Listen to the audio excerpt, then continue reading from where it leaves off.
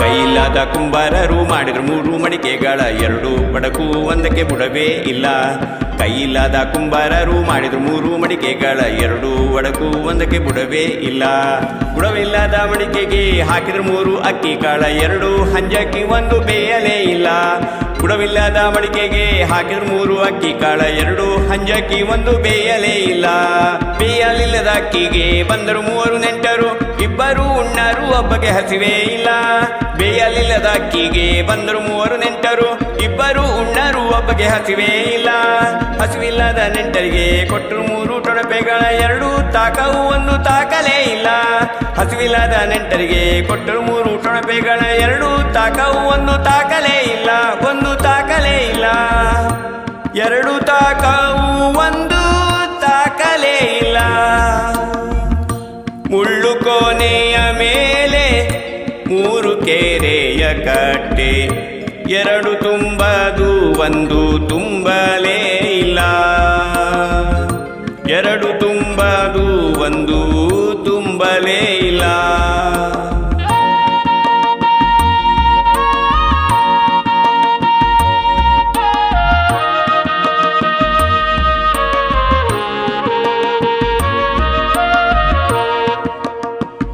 ಇನ್ನು ಈ ಅರ್ಥಗಳೆಲ್ಲ ಪುರಂದರ ವಿಠಲ ಬಲ್ಲ. ಇನ್ನು ಈ ಅರ್ಥಗಳೆಲ್ಲ ಪುರಂದರ ವಿಠಲ ಬಲ್ಲ. ಅನ್ಯರ್ಯಾರು ತಿಳಿದವರಿಲ್ಲ. ಅನ್ಯರ್ಯಾರು ತಿಳಿದವರಿಲ್ಲ. ಮುಳ್ಳು ಕೋನೆಯ ಮೇಲೆ 3 ಕೆರೆಯ ಕಟ್ಟೆ, 2 ತುಂಬದು 1 ತುಂಬಲೇ ಇಲ್ಲ. 2 ತುಂಬದು 1 ತುಂಬಲೇ ಇಲ್ಲ. 2 ತುಂಬದು 1 ತುಂಬಲೇ ಇಲ್ಲ. 2 ತುಂಬದು 1 ತುಂಬಲೇ ಇಲ್ಲ.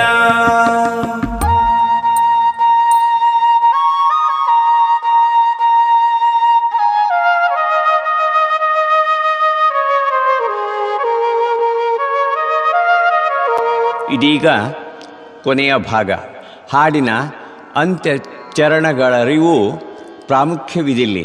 ಯುಗಾಂತರಗಳಿಂದ ಅರಿಮೆ ಕಾಣದೆ ಮನುಕುಲ ಇತಿಹಾಸ ಪ್ರವೇಶಿಸಿದ ಅಂತಿಮ ತಾಮಸ ಕಾಲಘಟ್ಟವಿದೀಗ ಕಲಿ. ಅರಿಮೆಯ ಹಸಿವೇ ಇರದ ತೊಡಗಿರದ ಮನುಕುಲ ತಲುಪಿದ ಬೇಜವಾಬ್ದಾರಿತನದ ಪರಾಕಾಷ್ಠೆಯೇ ಯುಗಾಂತ್ಯವಿನ್ನಿಲ್ಲಿ. ಈ ನಡೆಯನ್ನು ನುಡಿದ ಮುಂದಿನ ಕೊನೆಯ ಚರಣಗಳಲ್ಲಿ ದಾಸರು ಮನುಕುಲದ ಮುಂದಿಟ್ಟ ಕೊನೆಯ ಕೇವಲ 2 ಆಯ್ಕೆಗಳಿಲ್ಲಿ. ಒಂದೋ ಮುಂದಿನ ವಿನಾಶ, ಇಲ್ಲ ಅಂತರ್ಮುಖಿಯಾಗಿ ಮನೋರಂಗದ ಪ್ರಕ್ರಿಯೆಗಳ ಗಮನದಿಂದ ನಿತ್ಯ ಸತ್ಯದ ಅರಿಮೆ ಮತ್ತು ಸತ್ಯ ದರ್ಶನಕ್ಕೆ ತೊಡಗುವುದು. ಮುಂದಿನ ಚರಣಗಳನ್ನಿಲ್ಲಿ ಕೇಳಿಯಂತೆ.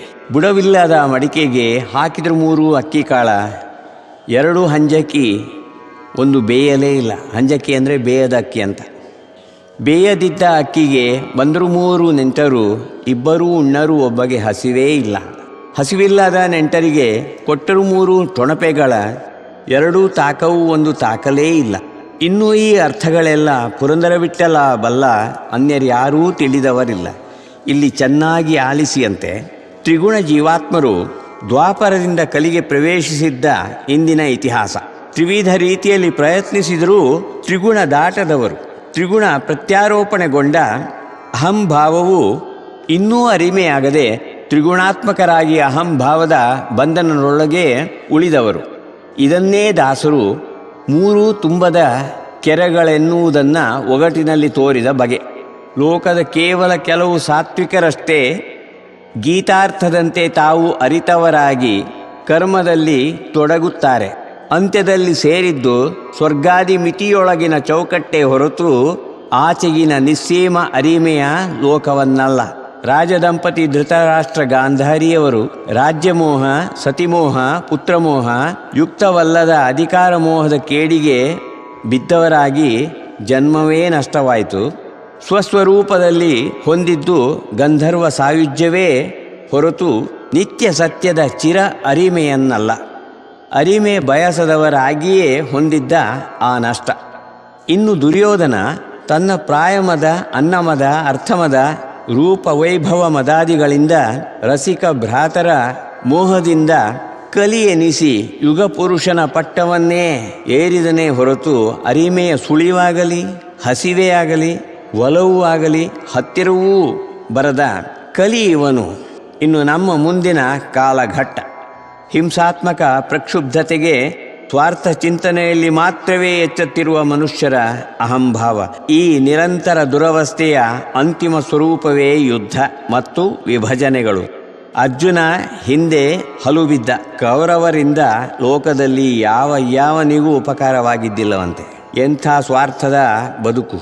ಅಂದಿನ ಕುಡಿತ, ಸೇಡು, ವ್ಯಭಿಚಾರ, ಜೂಜು, ದ್ವೇಷಗಳು ಇಂದು ಜಗತ್ತಿನ ಸರ್ವಧುರೀಣರನ್ನು, ಅನ್ಯ ಪಕ್ಷದವರನ್ನು ಬಲಿ ತೆಗೆದುಕೊಳ್ಳುತ್ತಿರುವ ಕಲಿ ಅಂಶಗಳು. ಸಾತ್ವಿಕರು ಈ ಶಬ್ದವನ್ನಾಡಲೂ ಹೆದರಬೇಕಾಗುತ್ತಿರುವ ಕಾಲ. ದೇವರೇ ಇಳಿದು ಬಂದರೂ ಇಂಥ ಜನಾಂಗಗಳನ್ನುಳಿಸಿ ಸರಿಪಡಿಸುವ ಬದಲು ಅಳಿಸಿಯೇ ಹೋಗುತ್ತಾನೆಂಬುದು ಮಹಾಭಾರತ, ಭಾಗವತದ ಮೌಸಲ ಪರ್ವದಲ್ಲಿ ಅಡಗಿರುವ ಭಾವಾರ್ಥಗಳು. ಯಾಕಂದರೆ ಇವರನ್ನು ಸರಿಪಡಿಸಲಿಕ್ಕಾಗುವುದಿಲ್ಲ ಅಂತ ಅರ್ಥ. ಅಂದು ದ್ವಾಪರಾಂತ್ಯದಲ್ಲಿ ಕೃಷ್ಣನನ್ನಗಲಿ ದ್ವಾರಕದಿಂದ ಹಸ್ತಿನಾವತಿಗೆ ದುಃಖತಕ್ತ ಅರ್ಜುನನ ಪಯಣ. ಅಂತ್ಯದಲ್ಲಿ ಕೃಷ್ಣನ ಆಶೆಯಂತೆ ಕೃಷ್ಣನನ್ನು ನೋಡಲಾಗದೆ ದುಃಖ, ನಿರಾಶೆ ಮತ್ತು ಭಯ ಆವರಿಸಿದ್ದ ಅರ್ಜುನನ ಪರಿಸ್ಥಿತಿ. ದ್ವಾರಕ ಖಾಲಿ ಮಾಡಿ ಕೃಷ್ಣ ಮಂದಿಯ ಪಯಣದ ಪಹರೆ ಜವಾಬ್ದಾರಿ ಹೊತ್ತ ಅರ್ಜುನ ಜರಾಸಂಧನ ದಸ್ಯುಮಂದಿಯನ್ನೆದುರಿಸಬೇಕಾದ ಭೀಭತ್ಸ ಪರಿಸ್ಥಿತಿ. ಗಾಂಧೀವ ನೋಡುತ್ತಿದ್ದಂತೆ ಕೃಷ್ಣನನ್ನು ಕಳೆದುಕೊಂಡ ದುಃಖ, ಕಲಿ, ಕಾಮ ಪ್ರವಾಹದಲ್ಲಿ ಮೈಮರೆತು ತೊಯ್ದು ಹೋದ ಕೃಷ್ಣ ಪ್ರೇಮ ಮತ್ತು ಸಖತ್ವದ ನೆನಪು ಮಾತ್ರದಲ್ಲಿ ಗಾಂಧೀವ ಅಥವಾ ಅಸ್ತ್ರಗಳ ಯಾವುವೂ ಕೆಲಸ ಮಾಡುವು. ಮೋಹಾಸ್ತ್ರ ಪ್ರಯೋಗಿಸ ಹೊರಟರೆ ಮಂತ್ರದ ಆದಿ ನೆನಪಾದರೆ ಅಂತ್ಯ ಗೊತ್ತಿರದು, ಅಂತ್ಯ ನೆನಪಾದರೆ ಆದಿ ಗೊತ್ತಿರದ ಮರವೆಯಾದ ಅಸಹಾಯಕ ಪರಿಸ್ಥಿತಿ. ಆ ಆಪತ್ತಿನ ಅಗತ್ಯಕ್ಕೆ ಅಹಂಭಾವವು ರಕ್ಷೆಗೆ ಒದಗುವುದೇ. ಯುದ್ಧ ಗೆಲುವಿನಾಕ್ಷಣದಿಂದ ಕೃಷ್ಣನನ್ನೇ ಅಹಂಭಾವದಿಂದ ಮರೆತಿದ್ದ. ಇದೇ ಅರಿಮೆಯ ಬದಲು ಕೃಷ್ಣ ಎನ್ನುವುದು ಅಭಿಪ್ರಾಯವಾಗಿ ಉಳಿದು ವಿಸ್ಮೃತಿಗೆ ಹೋಗಿದ್ದ. ಗೆಲುವಿಗೆ ಪೂರ್ಣ ಸಾಮರ್ಥ್ಯ ತನ್ನದೇ. ಕೃಷ್ಣ ಕೇವಲ ತನ್ನ ಸಖನಷ್ಟೇ ಆಗಿದ್ದು ಸಾರಥ್ಯವನ್ನಷ್ಟೇ ಮಾಡಿದವ ಎನ್ನುವ ಅಭಿಪ್ರಾಯ. ಪ್ರತ್ಯಕ್ಷ ಕಂಡ ಸತ್ಯವನ್ನೇ ಮರೆತಿದ್ದ. ಸತ್ಯವನ್ನು ಅಭಿಪ್ರಾಯವಾಗಿಸಿ ತನ್ನ ಅಹಂಭಾವದ ಪ್ರಭಾವದಿಂದ ಪ್ರತ್ಯಾರೋಪಿಸಿಕೊಂಡಿದ್ದ. ಅದೇ ಅವನ ಸೋಲು. ಅಹಂಭಾವದ ಮೇಲಿಟ್ಟ ಈ ನಂಬಿಕೆಯನ್ನೇ ಢಂಬಕವೆನ್ನುವುದು.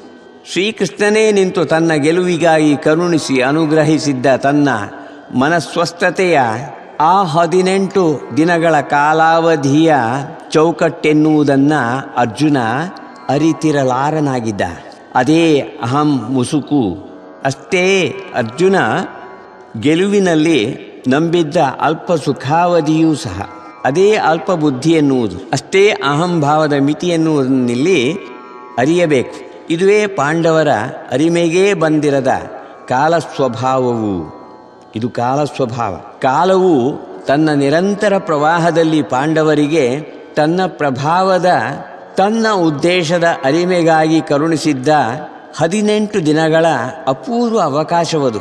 ಅವಕಾಶ ಮುಗಿದೊಡನೆ ಕೊಚ್ಚಿಕೊಂಡು ಹೋಗಿದ್ದೆಲ್ಲವೂ ಎಲ್ಲೆಲ್ಲಿ ಯಾವುದು ನೆಲೆಗೊಳ್ಳಬೇಕೋ ಅಲ್ಲಿಗೆ ಸೇರಿಸಿ ಬಿಡುತ್ತದೆ ಕಾಲವು. ಕಾಲ ಪ್ರವಾಹ ಇರದೆ ಇಹಲೋಕದಲ್ಲಿ ವ್ಯಕ್ತಿ, ಬದುಕು, ಸಾವುಗಳಾದಿ ಯಾವ ವೃತ್ತಾಂತವೂ ಇಲ್ಲಿರದು.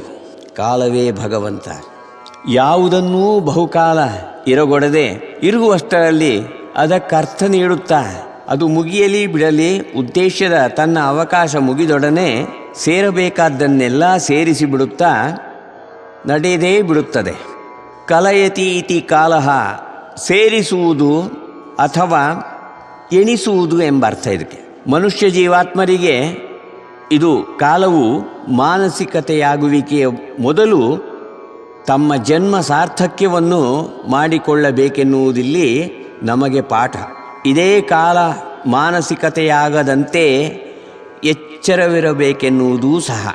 ಕಾಲದ ಈ ಸ್ವರೂಪವನ್ನು, ಉದ್ದೇಶವನ್ನು ತಡೆಯುವುದಾಗಲಿ ಬದಲಿಸ ಹೊರಡುತ್ತಿರುವುದಾಗಲಿ ಅದೆಲ್ಲವೂ ಪ್ರವಾಹದಲ್ಲಿ ಹುಟ್ಟಿ ಬಂದ ಜೀವಾತ್ಮರ ಅಹಂಭಾವದ ವೈಚಿತ್ರ್ಯತೆಗಳು. ದುರ್ಯೋಧನ, ಜರಾಸಂಧ, ಕಂಸಾದಿಗಳೆಲ್ಲರೂ ಅಂಥವರು.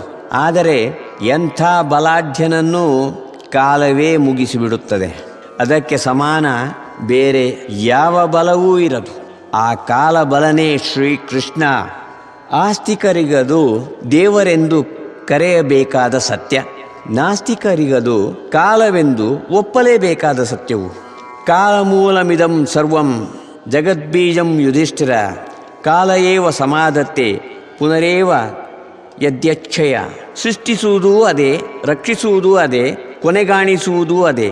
ಅಂದು ಅರ್ಜುನ ಕಂಡರಿಯಲಾಗದ ಕೃಷ್ಣ ಮಾಯೆಯೂ ಅದೇ. ನಿರಂತರ ಇರುವಿಕೆ ಕಾಲ. ಆದಿಯಲ್ಲಿ ಅಂತ್ಯವಿದ್ದಂತೆ, ಅಂತ್ಯದಲ್ಲಿ ಆದಿ ಇರುವಂತೆ ಸಾವಿನ ಬಯಕೆಯಲ್ಲಿರುವವನಿಗೆ ಅದು ಅಂತ್ಯವು, ಹಾಗೆ ಬದುಕ ಬಯಸುವವನಿಗೆ ಅದು ಆದಿಯಂತಿರುವಂತಹ ಕಾಲದ ನಿರಂತತೆ. ಒಬ್ಬನಿಗೆ ಸಾಕೆನಿಸಿದರೆ ಇನ್ನೊಬ್ಬನಿಗೆ ಬೇಕೆನಿಸಿರುವಿಕೆಯಂತೆ.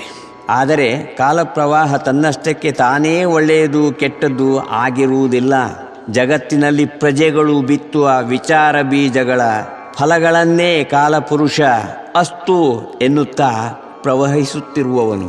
ಕಾಲವದು ಯಾರಿಗೂ ಮಿತ್ರನೂ ಅಲ್ಲ, ಶತ್ರುವೂ ಅಲ್ಲ. ಎಲ್ಲ ಯುಗಗಳಲ್ಲೂ ಇದು ಇರುವುದೇ ಒಡಕು ವ್ಯಕ್ತಿಯ ಪರಿಪೂರ್ಣತೆಯ ಸಾಧನೆಗಾಗಿ. ಪರಿವರ್ತನೆ ಅದರ ಧರ್ಮವೂ, ಜಗತ್ ಕಲ್ಯಾಣವೇ ದೈವ ಸಂಕಲ್ಪವೂ. ಆ ಯುದ್ಧಾಂತರದ 36 ವರ್ಷಗಳ ಪ್ರತ್ಯಕ್ಷ ಕಲಿ ಮಹೋತ್ಪಾತ ದರ್ಶನಗಳು ವಿದ್ರಾವಕ. ಯುಧಿಷ್ಠಿರನಿಗೆ ಹೃದಯವನ್ನೇ ಕೊರೆಯುವಂತಿತ್ತು. ಕಾಲಪ್ರವಾಹದ ರೀತಿಯೂ ಭೂಖಂಡಗಳಲ್ಲಿ ಸರ್ವತ್ರೂ ಒಂದೇ ರೀತಿಯಾಗಿರುತ್ತಾ ಊರಿಂದೂರಿಗೆ ಬೇರೆಯಾಗಿರುವುದಿಲ್ಲ. ಪ್ರವರ್ತಿತವಾದ ಕಲಿಯುಗದ ಪೂರ್ಣ ಲಕ್ಷಣಗಳು ಜಗತ್ತಿಗೇ ಪ್ರವಹಿಸಿಯಾಗಿತ್ತು. ಅದೇ ದೈವ ಪ್ರಕೋಪದ ಸೂಚನೆ ಎಂಬುದನ್ನೇ ದಾಸರು ಲೋಕಕ್ಕೆ ಸೂಚಿಸಿ ಹಾಡಿದ್ದಾಗಿದೆ. ಹಸಿವಿಲ್ಲದ ನೆಂಟರಿಗೆ ಕೊಟ್ಟರು 3 ಟೊಣಪೆಗಳ 2 ತಾಕವು 1 ತಾಕಲೇ ಇಲ್ಲ. ಇದೇ ದಾಸರ ಎಚ್ಚರ ಮನುಷ್ಯರಿಗೆ. ಸರ್ವಕಾಲದಲ್ಲಿ ಹೆಣ್ಣು ಹೊನ್ನು ಮಣ್ಣು ಅನ್ನಗಳ ಸರ್ವ ಸಮೃದ್ಧಿ ಕೊಟ್ಟು ಅರಿವಿನ ಹಸಿವೇ ಇರದೆ ಕಲಿಪ್ರವೃತ್ತಿಯಲ್ಲಿ ತೊಡಗಿದ ತ್ರಿಗುಣಚೇತನರಿಗೆ ವಿಕೋಪಗೊಂಡ ಭಗವಂತ ಕೈಯಲ್ಲಿ ಟೊಣಪೆಗಳನ್ನೇ ಕೊಟ್ಟಾಗಿದೆಯಂತೆ. ಹೊಡೆದು ಸಾಯಿರಿ ಎಂಬ ಅರ್ಥ. ಟೊಣಪೆ ಎಂದರೆ ಮರದ ದಪ್ಪ ದೊಣ್ಣೆಗಳು. ಅಂತ್ಯದ ನಾಶವು ಕಾಲಕ್ಕೆ ಬಿಟ್ಟ ವಿಚಾರ. ಇನ್ನೂ ಈ ಅರ್ಥಗಳೆಲ್ಲ ಪುರಂದರ ವಿಠ್ಠಲ ಬಲ್ಲ, ಅನ್ಯರ್ಯಾರೂ ತಿಳಿದವರಿಲ್ಲ ಎಂದಿದ್ದಾರೆ. ಏನ ಅರ್ಥಗಳು ಗೊತ್ತೇ? ಮುಂಬರಲಿರುವ ಕಾಲದ ನೀತಿಯೋ ಮೌಲ್ಯವೋ ಕೆಲವು ಏನಿರುತ್ತೆ ಗೊತ್ತಿದೆಯೇ? ಮುಂಬರಲಿರುವ ರಾಜರಾಗಲಿ, ರಾಜಕಾರಣಿಗಳೇ ಆಗಿರಲಿ, ಮುಖಂಡರೇ ಆಗಿರಲಿ, ಅವರ ಕೋಪಕ್ಕಿರುವ ಶಕ್ತಿ ಅವರ ಪ್ರಸಾದಕ್ಕಿರದು. ಪ್ರಜಾಪೀಡೆಗಾಗಿ ಅಧಿಕಾರದ ಶಕ್ತಿ ತೋರಿಸುವುದಕ್ಕೇ ವಿನಃ ರಕ್ಷಿಸುವುದಕ್ಕಾಗಿರದು. ಸುಳ್ಳು, ಅಧರ್ಮ, ಸ್ತ್ರೀ ಹತ್ಯೆ, ಬಾಲಹತ್ಯೆ ಮತ್ತು ಗೋಹತ್ಯೆಗಳಲ್ಲಿ ನಿರತರಾಗುವವರೇ ತುಂಬಲಿರುವರು. ಇಂಥವರ ಬಾಳೇ ಲೋಕದಲ್ಲಿ ನೋಡುವವರಿಗೆ ಬೆಳಿಗ್ಗೆ ಹುಟ್ಟಿ ಸಂಜೆಯೊಳಗೆ ಸಾಯುತ್ತಿರುವ ಕ್ರಿಮಿಕೀಟಗಳಂತೆ ಭಾಸವಾಗುವುದು. 100 ಸಾವಿರಾರು ವರ್ಷ ಬದುಕುವ ಮಾತು ರೀತಿ ಕೇಳಿಕೆಗಳೇ ಮುಂದಿಲ್ಲವಾಗುತ್ತದೆ. ಧರ್ಮಾಚರಣೆ, ಪುಣ್ಯಫಲ ಸಂಪಾದನೆಗಳೆಂತೂ ದುಡ್ಡಿದ್ದವನೇ ಬಲಾಢ್ಯ, ಮಾಡಿದ್ದೇ ಧರ್ಮವೆನಿಸುತ್ತದೆ. ಮದುವೆ ದಾಂಪತ್ಯಗಳಲ್ಲಿ ಸತ್ಪ್ರಜೋತ್ಪತ್ತಿಯ ಉದ್ದೇಶವಿರದೆ ಗಂಡು ಹೆಣ್ಣು ಮೆಚ್ಚುವುದೇ ಉದ್ದೇಶ, ಮತ್ತು ಹೆಣ್ಣೆನ್ನುವುದು ಉಪಭೋಗದ ಬಲಿಷ್ಠ ಕಲ್ಪನೆಯಾಗುವುದು. ಕಪಟ ಡಾಂಬಿಕತೆಯ ಬಿಗಿ ವೇಷಧಾರಿ, ಧೈರ್ಯದಿಂದ ಸ್ವರ ಎತ್ತಿ ಆಡುವವನೇ ಪಂಡಿತ. ಇಂಥ ಲಕ್ಷಣಗಳೆಲ್ಲ ಇರುವಾಗ ಇಂಥವನೇ ಮುಖಂಡನಾಗಬೇಕೆಂಬ ಯಾವ ನಿಯಮವೇ ಇರದು. ಯಾರಾದರೂ ಸರಿ ಎಂಬಂತೆ ಅಂಥ ಕಾಲ. ಲೋಭಿತನದ ಆಳ್ವಿಕೆ, ಪ್ರಜಾಭಾರ, ಗಾಳಿ, ನೀರು, ಸ್ತ್ರೀ, ಭಾಷೆ, ಜಾತಿ, ಧರ್ಮ, ವಿದ್ಯೆಗಳ ಹೆಸರಿನಲ್ಲಿ ಹೊಡೆದಾಡಿ ಸಾಯಲಿಕ್ಕೆ ದಿನಾ ಕಾರಣ ಹುಟ್ಟುತ್ತಿರುತ್ತವೆ. ವಿದ್ಯೆ, ಅನ್ನ, ಸ್ತ್ರೀಗಳಾದಿ ಸಿಕ್ಕಿದ್ದೆಲ್ಲವನ್ನೂ ಮಾರಾಟ ಮಾಡಿ ಬೇಗ ಸಾಯುತ್ತಾರೆ. ವಾಮಾಚಾರಿಗಳೇ ಜಗದ್ಗುರುಗಳಾಗುವಂತೆ ದುರ್ದೇವತೆಗಳ ಪೂಜೆಯೇ ಚುರುಕು ಪಡೆಯುತ್ತಾ ವಿಷ್ಣು ಭಕ್ತಿಯೇ ನಶಿಸಿ ಹೋಗುತ್ತಿರುವುದೆಂಬುದನ್ನು ವೇದವ್ಯಾಸರು ಯುಧಿಷ್ಠಿರನೊಬ್ಬ ಕೇಳಿದ್ದಕ್ಕೆ ಹೇಳಿರುತ್ತಾರೆ. ಆಗ ಕೇಳಲಾರದೆ ಹೇಳಲಾಗದ ಇನ್ನೆಷ್ಟೋ ಬಾಕಿಯಾಗಿ ಉಳಿಯುವ ವಿಚಾರಗಳೇ ಆಗಿವೆ. ಎಲ್ಲವೂ ವಿಚಿತ್ರ ಸಂಗತಿಗಳೇ ಮುಂದಿನ ಇರುವಿಕೆ. ಲೋಕ ಬಿಟ್ಟು ಹೊರಡುವುದೇ ಪರಿಹಾರವೆನ್ನುವಂತೆ ಮುಂದಿನ ಬದುಕಿದೆ. ಬೇಕೆಂಬ ಭಕ್ತರಿಗೆ ಒಲಿದು ಬಾರೋ ಎಂದು ದಾಸರದಕ್ಕೆ ದೇವರಲ್ಲಿ ಬೇಡಿ ಹರಸಿದ್ದಾರೆ. ಮಾನವ ಜನ್ಮ ದೊಡ್ಡದೋ, ಇದ ಹಾನಿ ಮಾಡಲು ಬೇಡಿ ಹುಚ್ಚಪ್ಪಗಳಿರ. ಕಣ್ಣು ಕೈಕಾಲ್ ಕಿವಿ ನಾಲಿಗೆ ಇರಲಿಕ್ಕೆ ಮಣ್ಣು ಮುಕ್ಕಿ ನೀವು ಹುಚ್ಚರಾಗುವರೆ ಅಂತ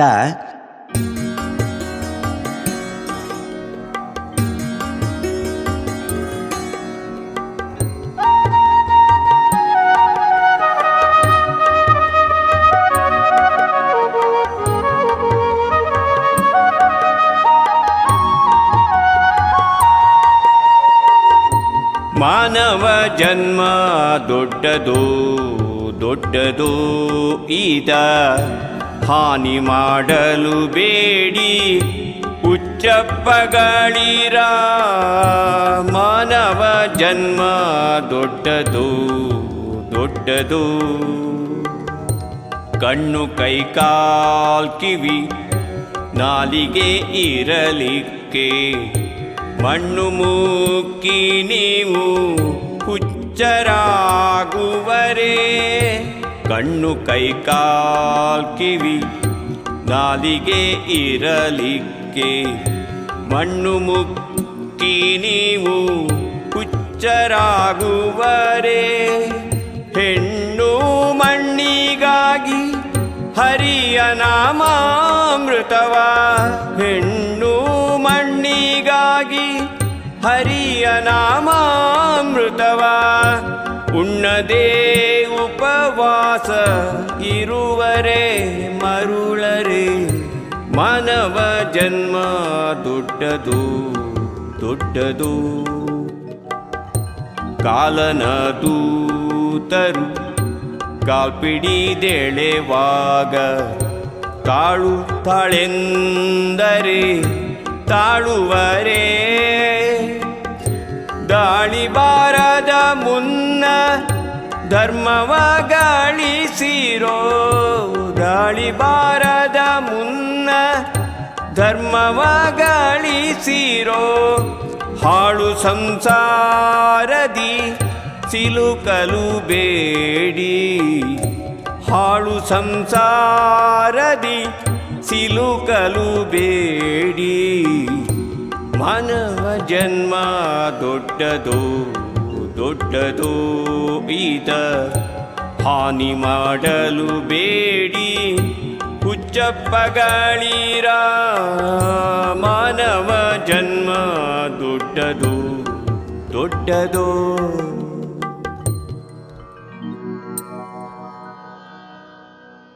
ಶ್ರೀ ಪುರಂದರದಾಸರು ಎಲ್ಲರನ್ನೂ ಎಬ್ಬಿಸಿದ್ದಾರೆ. ಇದೆಲ್ಲವೂ ಹೇಳಿದ್ದೇ ಕೇಳಿದ್ದೇ ಕಲಿತು ಒಂದಲ್ಲ ಒಂದು ರೀತಿಯಲ್ಲಿ ಸಂಗ್ರಹಿಸಿದ ಹಳೆಯ ಸಂಗತಿಗಳೇ. ಗತ ಸಂಗತಿಗಳೀಗದ ವರ್ತಮಾನ ಸ್ಥಿತಿ.